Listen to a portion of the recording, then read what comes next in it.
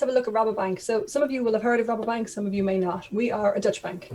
And in the Netherlands, we're one of the top 3 banks. It's like an AIB, if you like. Within the Netherlands, the focus is mainly on retail banking, which is the kinds of banking that you and I do ourselves, mortgages and car loans and so on. Outside the Netherlands, the focus is on wholesale banking, which is lending to large corporates, and it's only in the food and agricultural sector. So that's the niche that Rabobank works in.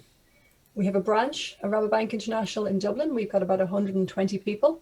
And of those 120, about 80 work in a service centre. So what we do, it's a familiar concept. We provide sort of middle and back office services to branches of Rabobank in Europe. Most of our improvement journey has been centred on that service centre, so that'll be the focus of what we look at today. And when those poll results pop up, we'll have a look to see what kind of spread we have. Here we are. Okay, so we've got a huge spread. We've got a couple in financial services, pharma, medtech, engineering, tech. Okay, so we've got quite a lot of people from kind of tech sectors, but we also have public and consultancy. Okay, that's cool. Later on, when we look at questions and answers, we might look at this idea of, how does improvement turn up in different industries? Is it the same or is it different?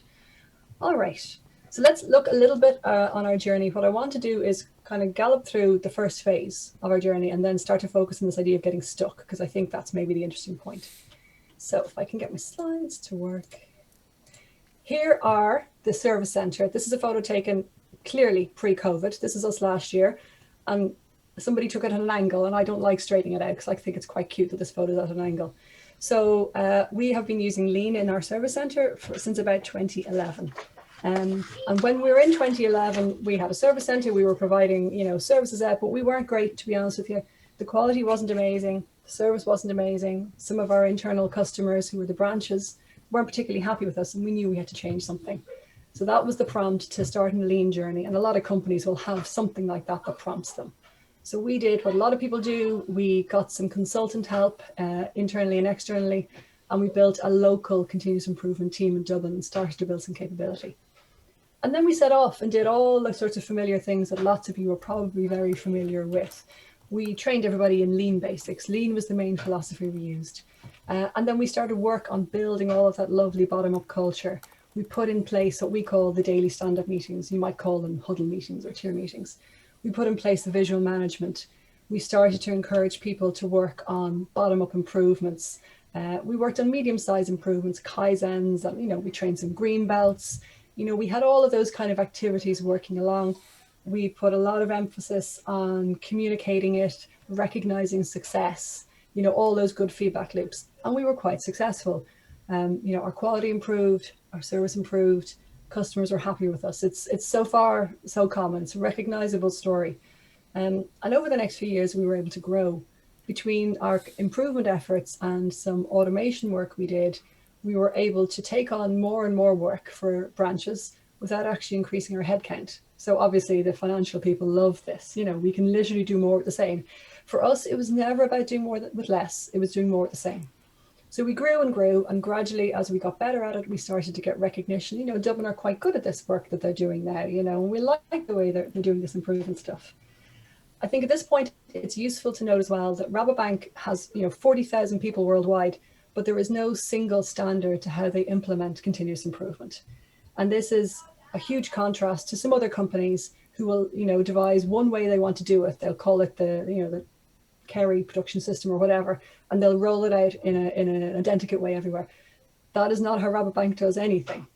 It's just not the culture. So continuous improvement has mushroomed and evolved in different ways in different parts of the world. So our version is the Dublin version, if you like, and maybe that's one of the secrets to how we've been able to do things, but we can pick that up later. So anyway, we were doing great work, and we got to around about 2016, and things were fairly good. And a few things happened in 2016 for us. So we had some changes in our management team, and our head office kicked off a review of what we were doing. So some of you will work in large foreign companies, and you'll know that if you're a site in Ireland from a foreign company, you always feel like you're under scrutiny because we're an expensive place to run a business. There's always that idea that they might do a review and say, oh, you're very expensive, we'll send the work elsewhere. And in 2016, this happened. Our head office set off a review to compare how we were doing some work to a relatively comparable site in the Netherlands. We'd always lived with this kind of potential threat, which we'd used as a way to push ourselves forward. but now it was a real threat, and we knew we needed to get better again. We needed to stay ahead of the game again. And we had a sense that we might need to do something different this time. And in 2016 as well, we realized we were feeling a bit stuck. So this is where the stuck came from the title. You know, we had lots of good things in place, but we had a lot of reliance on a few key people. You know, those people who, I can see Noel nodding, those people who are your light bulb people, they're natural leaders and some actual leaders, you know, and you kind of worry if you took them out of the picture, would it stay, you know? We had pockets of really good work, pockets of really good practice, but it was uneven. You know, some teams weren't doing this great. And, you know, we had a sense that we had lots of pieces, but it wasn't all really connected. And the idea of the metaphor of a jigsaw comes to me, that you have all of these pieces and you're kind of working on them, but it didn't really feel cohesive. We realized we were stuck, a bit like Pooh Bear. Very relevant for me with small children who are listening to stories at the moment. And I think between that realization and these kind of burning platforms coming from, you know, having head office looking at us, we said, okay, we're going to have to do something differently here. And we'd become aware of Shingo. And we started to look more closely at Shingo and says, what is this? And could this offer us a way out of our stuckness, a way out of our plateau, if you like? And luckily enough for us, we had some, you know, some local visionary leadership who came with us and said, yeah, you know, this could be something we can do. So before I go into telling you about what we do with Shingo, I'm interested to see if anybody else recognizes that idea of stuck. So we're going to throw out a wee poll to you again. That idea that you feel like you've sort of plateaued. Have you hit a roadblock? Do you feel stuck? I'll be interested to see, because some people I talk to have reckoned they've hit this too.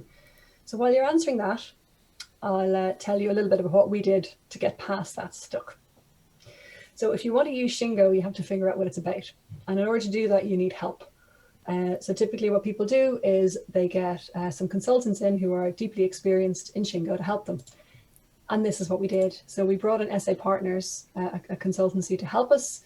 And the partners in the name is actually fair. They really do partner with you. And we kicked off on our Shingo journey. So for those of you who don't know what Shingo is, if I get my slides to work, it's a bit hard to describe it in 30 seconds, but essentially it's a model and a set of principles that, if followed, should help you achieve a sustainable form of excellence. It puts a huge focus on cultural behaviors. You'll see it in the middle of the model there.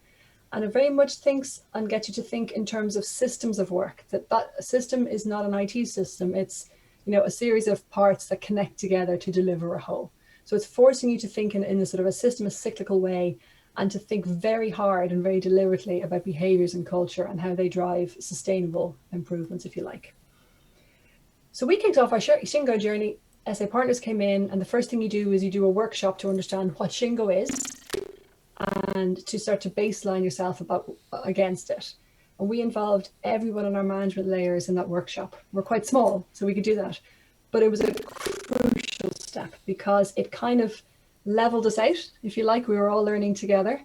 It gave us all a new horizon to go for, so we could see a way out of the stuck. And it forced us to go and see what things were really like on the ground.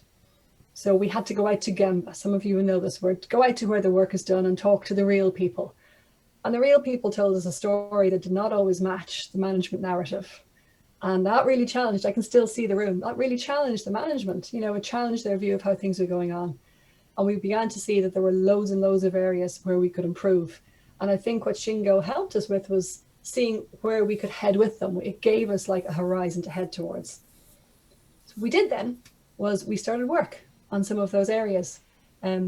So we picked a couple of areas where we felt we were falling quite short, and we put work streams in place. And we asked members of our leadership team to lead those work streams. I wasn't in charge of any of this, and that was a bit new. And we looked for volunteers from our staff to work on those work streams, and there was massive take up. I did a count at the time, and we had 47% of all of our staff involved in these work streams to make things better. And that tells you a bit about the level of engagement, enthusiasm. And it was rather than trying to persuade people by talking to them, they just rolled up and mucked in, if you like. We did some work to improve things that we already had, like visual management and strategy deployment. But we also started working on things we'd never really touched before, like behaviors. And we'll go back to behaviors because it's absolutely key to this idea of a culture. So we got a lot of improvements quite quickly. And we built a lot of enthusiasm, a lot of momentum from doing that.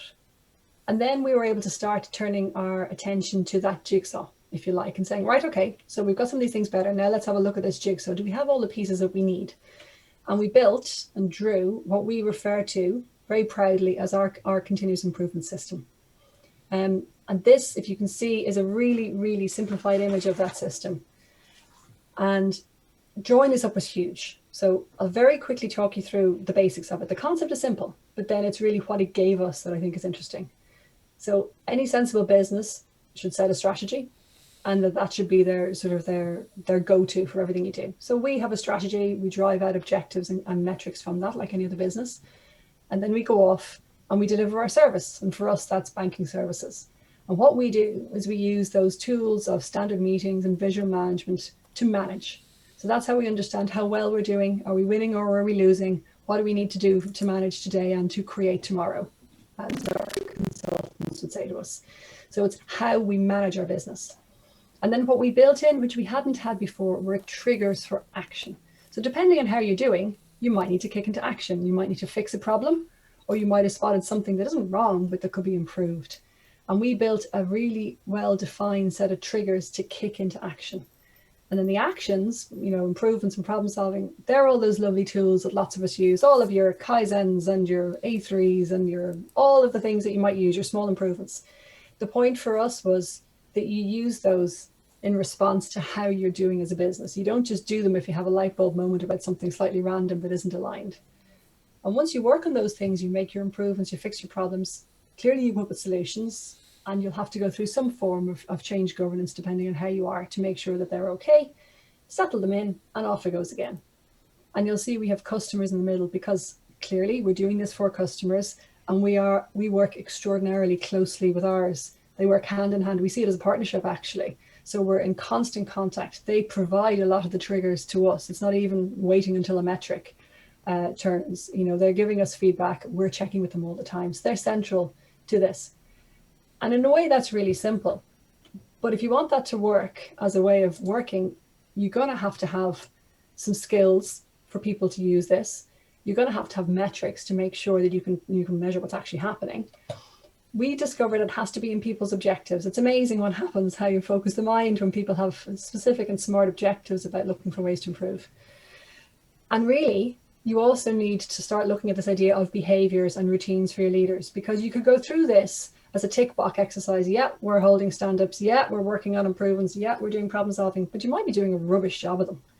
So you need to bring these behaviors and routines to light to check on how well you're doing these things so that you're not just going through the motions. Drawing this up for us was an absolute game changer. It's my favorite thing to look at because it just helped us see the whole, if you like. We could stand and look at it. We could talk to everybody at every level about it. And people started to see that improvement isn't something you do when you have spare time. It's how you do your work. It's how you understand your performance. It's how you deal with what happens. And we moved away from that idea that it's an add-on at the side, if you like. It drove a lot of improvements for us. We realized, for example, that we didn't have a standard approach to fixing small problems. So if the team misses a target, it goes red on a certain week. Sure, they were telling us they were doing root cause analysis, but they weren't all doing it the same way, and it wasn't always effective. So we spotted that by drawing this up and put in, you know, a little standard way of solving small problems. So by drawing this up, you see your gaps. But you can also start to have conversations with your leadership team going, if this is how we are doing our business, well, who owns this system? And the answer is eventually the leaders realize that they own the system. So if they own the system, not continuous improvement, should they form a view on how well it's working? Yes. And should they form that view themselves, or they should ask Nuala's opinion? And gradually they realize, well, they should form that view themselves. And you start this shift towards a sense of ownership for all of this with a leadership team. Because in so many companies, it seems to sit with the continuous improvement team. Oh, they'll look after that and they know if it's working well and we'll ask their opinion. And we were challenging ourselves to shift that, to the leadership saying, well, CI can help us technically, but we should form a view if this is working well. So what we did is we built what I call leader standard work routines for leaders. Now, leader standard work, it's bandied around a lot. I'm not going to say we have it completely cracked yet because we don't. But for our senior leaders, we worked very hard to help them form routines so that they could form a view on how well all of this was working and that they could start to use a coaching approach to help develop people and to help improve how this was going. So you don't have to be an expert on the details to be able to coach. And that's what we began to realize. And we spent a long time with them, and gradually our leadership started to shift. And it's not easy going from a directive style of leadership to a coaching style. And I think a lot of you will know that yourselves or from helping others. This didn't happen overnight. We had to do lots of experimenting, but gradually you found that the leaders were able to form a view on how well things were going, and were able to then do some coaching to help improve that when they found it. And that really helped from a top-down perspective, if you like. At this stage, then, we also developed a series of ideal behaviours. And we've had a couple of goes at this over the last few years. We started with a set of 9 behaviours, but that was too many. We couldn't remember them. And a couple of years ago, we whittled it down to 4. And it's worth looking at what a behaviour means, and the idea of a culture. My favourite quote around culture is, the culture is what happens when no one else is looking or the leader isn't there, you know? And when we sort of started to dissect this, we learned to look at behaviours quite differently. We realised they're not kind of fluffy things. Behaviours are things that are observable. They're the result of your actions that you do over and over. And we began to realise that these are actually something that can be quite deliberate, that you can practice, and that you can start to influence your culture through your actions. You may have come across that phrase, act your way into behaving differently. And that's what it is to me. You take actions which start to form habits, which start to become behaviours, and then those behaviours start to actually influence your culture. So rather than hoping you can shift your culture through words, you modify your culture through what everybody does over and over again. We did a lot of work to try and make these behaviours tangible. And again, I'm going to say we're not perfect here. It's very easy to write these things down. It's much harder to sort of say to teams, right, we've got to have a good look at these. We've got to translate them into things that are meaningful for our team. And then we're going to have to go and reflect on them in our weekly meetings. How are we doing against these? Which are we great at? What are we not so good at? And how do we improve? And I'm not going to say we have that perfect, but we have those habits in place where we're mindful of those behaviours. And what happens is they tend to support your system then, and they drive the kind of culture you want. We also realise this has to come from the top. So if leaders, if we've got a set of behaviours, leaders better be demonstrating them as well, and they better be open to feedback where they're not demonstrating them. And to their credit, our leadership team have been very humble and very open and very reflective themselves, which has really helped. So I'm nearly done for those of you who can't follow my very fast poll. I guess we have to talk about this fella briefly.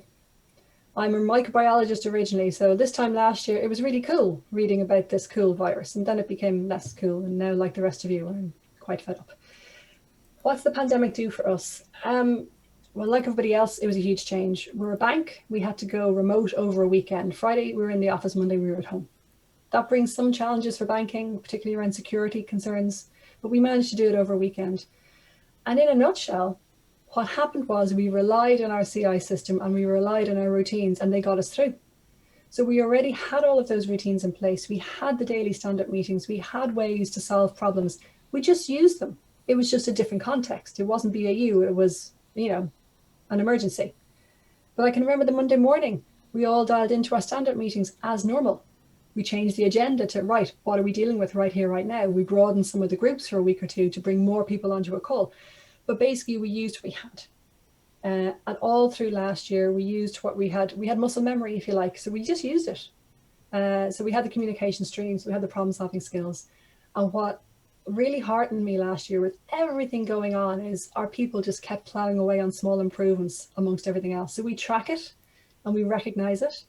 And over the course of last year, they implemented slightly fewer than the year before, but not much. They just kept coming up with the ideas and just kept putting them in.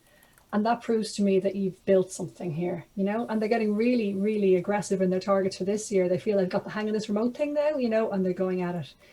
So I guess the lesson for us is this works in BAU, and it works in project mode, and it works in kind of crisis mode as well.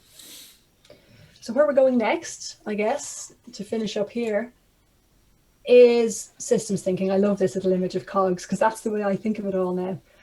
When you start to look at a system, you start to see systems everywhere, and you start to see that all of these linear processes that you have need to be thought of in terms of systems, and you need to link them up so that they're cyclical and they can, build in improvements, but also so they can interconnect properly. And that's really what we're doing. As we build the global service center, we're bringing all of the good stuff from the European Service Center. We're putting a focus on culture and behaviors front and center from the day you join, because it's so important. And we're also starting to turn our attention to, building best practice task training, looking at how we onboard and induct people so that you don't learn this by osmosis, that this is deliberate in our way of working. We're working to look at making sure we're hiring the right people, the talent development all the way through. These things all link, so we're working to work on those links. Another one for us is motivation. It'll be the same for all of you. How do you continue to motivate your staff in this protracted environment?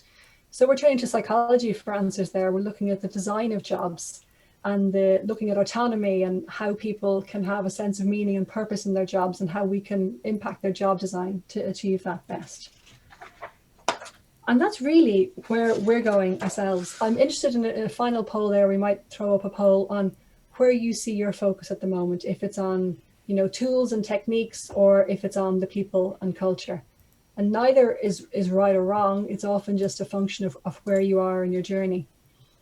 For One us, thing I just wanted to come back to, which I'm tools. really interested in, is this concept of behaviors as part of that Shingo model and behaviors driving that. We talked about key behavioral indicators as part of that. So you measure, I'm really interested in hearing, how do you make that concept of behaviors, which can sometimes be quite, as you said, quite nebulous or hard to define. How do you make that tangible? How did you? And has that changed in any way as you've moved to the virtual world, how you measure those key behaviors? It's a great question. And I'd say it's probably the hardest thing to wrap your head around, to translate it from nebulous. So what we try and do is we ask our staff to try and take these behavioral statements and come up with examples that are meaningful for their teams. And then we do ask them to track them. So I can give you an example from my own team. So our structure is changing, but we had a team of sort of service management and continuous improvement. Back when we had our original set of behaviors, we had one around kind of respect for people, and the way it translated is to, if we commit to deadlines, we're going to commit to realistic deadlines, and then we're going to try and get to them. So what we did is we have an action tracker, like a lot of teams would have for the daily stand-ups, and we track the actions and the dates. And I don't know if any of you have whiteboards where, if you miss a date, you just would erase it and put in the new date, and the date moves and the date moves. Right? No, that date stays there, and you put a red dot in for every day you're overdue. And if you're really struggling, it starts to look like measles on the page, And at the end of a week or a month, we look at those patterns. So if we're looking at behavior of deadlines, we'd say, how did we do? Yes. And for our team, like a 1 month, we're like, that was brutal. We missed nearly everything. We had a conversation.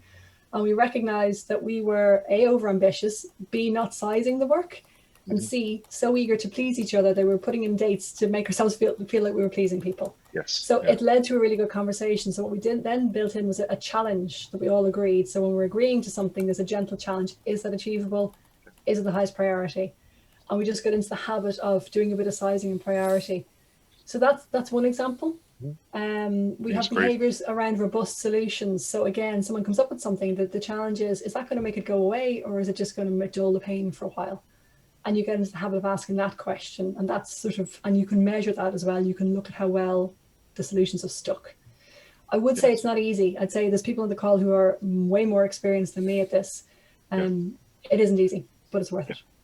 But I suppose the big thing for me is having those open and honest conversations. So when it comes to behaviors, and I think from my experience, we're good at defining what the behaviors we want to see are. Mm-hmm. So we have posters, and we can have it's translating into that tangible day-to-day conversation. So when I approach a whiteboard, or I approach a team, or I talk to someone on the shop floor, they can articulate and we can measure those tangible behaviors. I think that's a great example of looking back on maybe missed deadlines and seeing, well, what caused that? What was the behavior we were exhibiting there? Was it unrealistic timelines, unrealistic expectations? Was it willingness to please? So I think it's really good example of that. It's easier, I might just say, it's easier with technical things like that. It's way harder with, how people are dealing with each other, because we're Irish, and God, we don't like being direct, Yeah.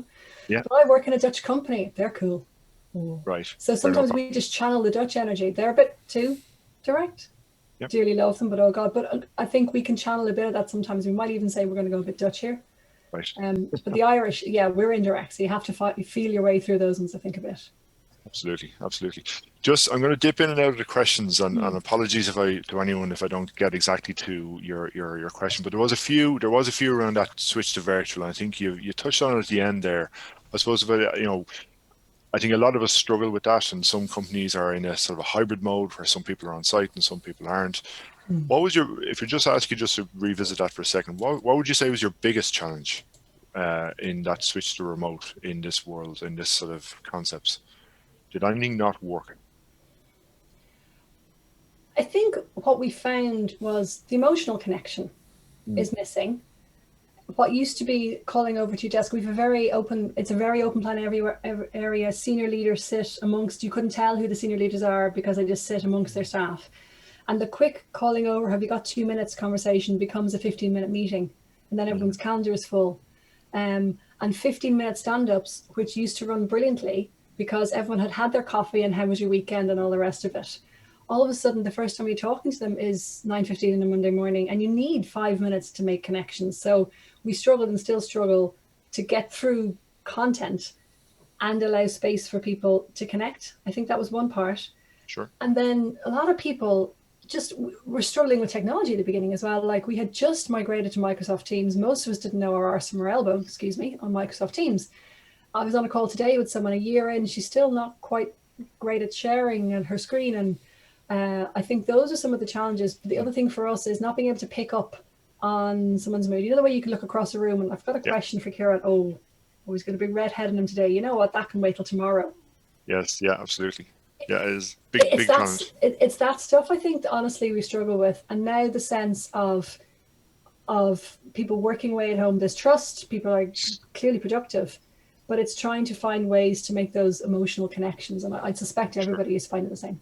Yeah, absolutely. I think that is a challenge. I think to your point, I think we obviously we're all facing similar challenges. I think it's trying to recreate as best you can those sort of coffee moments or those just quick corridor conversations.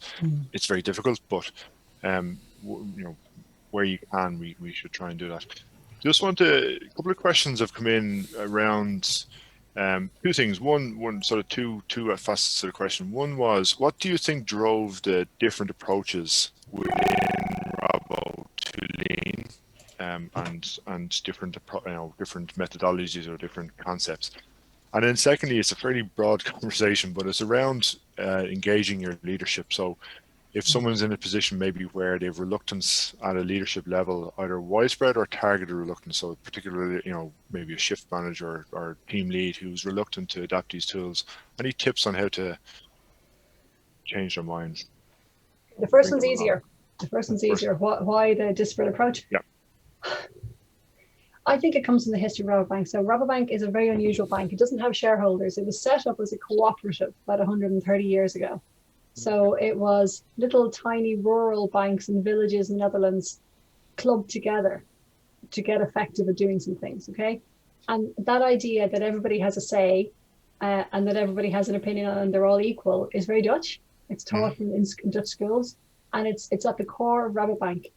This idea that a decision might be made on high and that everybody must conform, it's just not the Rabo way. You see it everywhere. You see it with everything.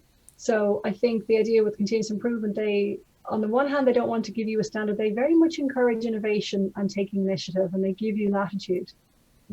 What that creates, of course, is a phenomenal amount of waste because there's knowledge pockets everywhere. So we've had to work a lot harder to build them. The second question I'm avoiding because it's really hard. What do you do if your leaders aren't with you? We've been fortunate in Dublin that we've always had fairly influential people who have supported it, at least in principle. They get what it's trying to do. Not all of them have been prepared to roll up their sleeves. Does that make sense? Yeah. There have been some that are kind of like a benign grandfather. Yes. Not naming names. And they'll give you some money and they'll give you encouragement, but don't ask them to do it themselves. Sure. But I think what we found as well is we haven't always had an entire leadership team on board, but if we've had at least one person, we try to sort of tap into that person. We try and get them out to see something else. Yes. Usually it's manufacturing, but hopefully our leadership can see past that to the concepts. And usually there's a massive burst of activity. I spent ages trying to persuade a couple of our leaders about this, and I was wasting my time. I got them out in a visit. They came back and told me stuff that I'd been telling them 2 years ago, and they thought it was a new discovery. So I just put them on. Happy days, that they're there now.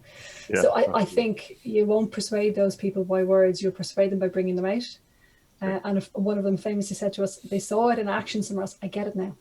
Yeah. I get what that means to the people. And if they can also talk to people on the floor where you go, that resonates. It's more impactful coming from staff than it is coming from a CI person. Yeah, absolutely. And just as a segue to that, obviously this Dublin Lean network will be getting back to face-to-face at some point, whenever it's possible, because again, by bringing people to a shop floor or a service center or the process user level and showing them Lean in action is just so powerful compared to no matter how long you talk to them. It really is. So hopefully, as soon as we can, we'll be facilitating those types of things. Just on a more maybe a more tangible or tactical note, there's a couple of questions around the management of the programs and the initiatives, the BELT programs. Did you use a single program or overarching software, or what was your approach to that in terms of tracking the capability building piece and then the outputs, both the projects and the outcomes and the results? Nothing that sophisticated. I think part of that was because we kind of built this piece by piece organically. We didn't have a grand plan. We send people out for Greenbelt training externally, and that's a kind of a benchmark, but everything else below that we run internally ourselves.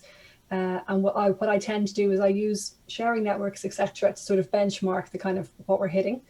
In terms of output, at the moment, a lot of our focus is on small improvements. We've kind of put larger ones on hold because our entire processes are changing around us. If you like, there's global programs coming in and changing everything. So we're not putting effort into large projects. No particular software. We have trackers that we use at various levels of granularity, depending on the size of the project. And we will clearly, for the bigger ones, you'll have robust metrics, performance metrics, benefits realization, all that kind of thing. It's not probably as detailed as a lot of companies who would do a lot of very big projects do, simply because a lot of our activities are on a quite small level.